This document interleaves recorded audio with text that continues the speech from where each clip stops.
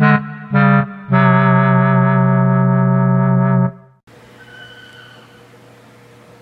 long have you been serving in law enforcement?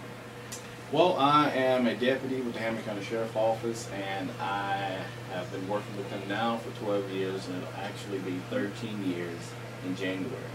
Okay. What do you think are the top 5 emerging technologies in law enforcement, one being the greatest and 5 the least? Coming from an SRO or school resource officer standpoint, I would say the SOB or Special Ops Bunker is probably top on my list because it allows a SWAT team member or a school resource officer to utilize movement down through a hallway using a ballistic barrier in the event that there's an active shooter in the building.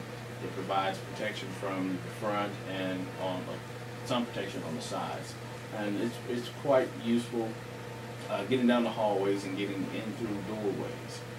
I'd say another one would be what they call the Rook. A Rook is a SWAT extraction vehicle that's on a Caterpillar, or I say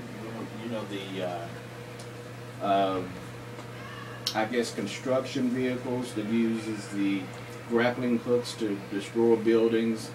Well, this is the same technology that they use to enter a building in a SWAT situation, whether they have to deploy SWAT officers, destroy a doorway to make entry, or actually insert, let's say, a telephone for a barricaded person to use to have contact with law enforcement. That's pretty neat. There's always new innovations in lighting for the police vehicles. They've gone to LED lighting, which is extremely bright. If you ever come upon a traffic stop or gone by a traffic stop and seen an officer on the side of the road, and his blue lights or emergency lights are flashing, they're very bright, and they're bright for a reason. They're bright to make people aware that something's going on, and to be aware so that there are no accidents and the officer or the person being stopped doesn't get hit by a passing vehicle. There are also new innovations in the ballistic vests. We all wear ballistic vests.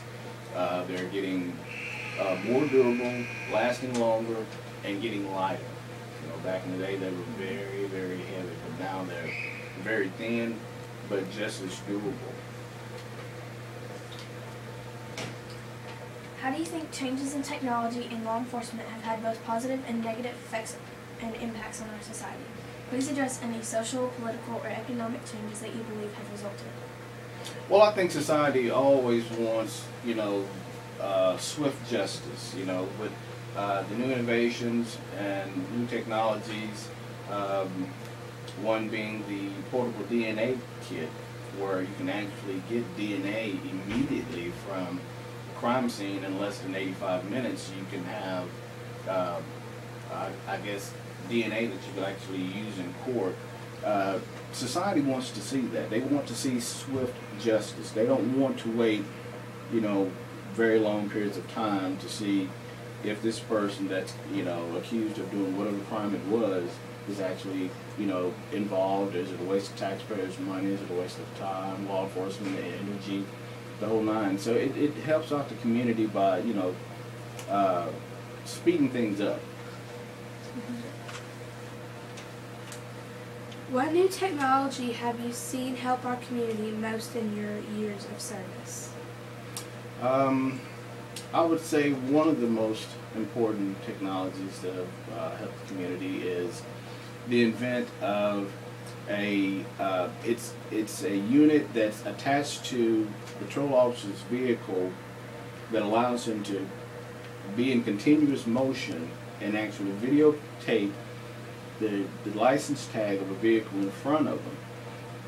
The computers, we all have in-car computers. The camera takes that information, downloads it to the computer, and actually runs the vehicle, and it can tell if the vehicle is either stolen or if the owner of the vehicle has any warrants or any arrestable offenses, and it makes a traffic stop, more effective. Most traffic stops you get on, you have to get out of the car and do your routine and actually go back to your vehicle and do that information when that information can be gotten up front while you're still in motion before you actually stop the vehicle and get the person out of the vehicle. Okay, thank you for your time and your participation. Thank you, darling.